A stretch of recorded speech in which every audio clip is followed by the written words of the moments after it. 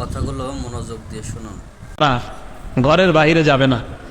ঘরের বাইরে কোনো নারী বিবাহের পর ঘরের বাইরে যাওয়া না যাওয়া এটা সম্পূর্ণ অধিকার স্বামীর। আত-তারগীব ওয়াত-তারহীব ৩ নম্বর খণ্ড ১০১ নম্বর পৃষ্ঠা স্পষ্ট বর্ণনা, লা তাখরুজু ওয়া হুয়া কারিহুন।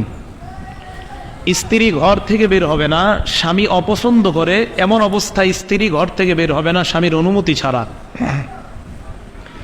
শেখুল ইসলাম ইবনে তাইমিয়া রহমতুল্লাহ আলাই ওনার কিতাব মাজমুউল ফাতাওয়া ৩২ নম্বর খণ্ড ২৮১ নম্বর পৃষ্ঠায় লিখেন, লা ইয়াহিল্লু লিজ-যাওজাতি আন তাখরুজা মিন বাইতিহা ইল্লা বিইজনিহি আই ইল্লা বিইজনি যাওজিহা। কোন স্ত্রীর জন্য বৈধ নয় তার স্বামীর অনুমতি ছাড়া ঘরের বাহিরে যাওয়া।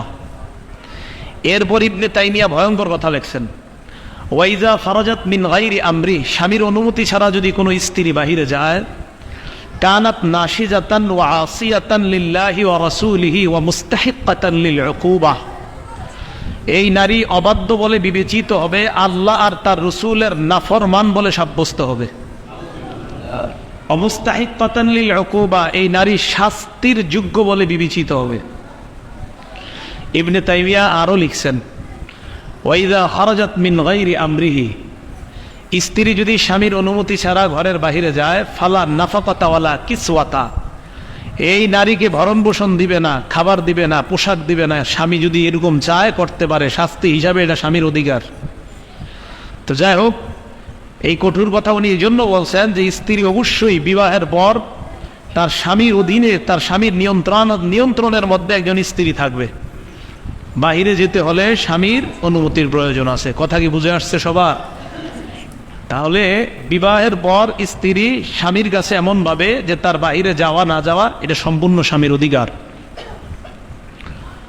১০ নাম্বার, লা তুদখিলু বাইতাহু মান ইয়াকরাহু, স্বামী যাকে অপছন্দ করে এমন কাউকে স্ত্রী ঘরে প্রবেশ করাবে না। স্বামী অপছন্দ করে এমন কাউকে স্ত্রী ঘরে প্রবেশ করাবে না।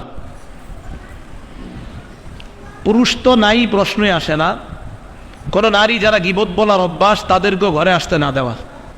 যেই সমস্ত নারীরা ঘরে আসলে সাধারণত গীবত শেখায়ত করে, তাদেরকেও বেশি ঘরে আসতে না দেওয়া, তাদের সাথে বেশি মেলামেশা না করা।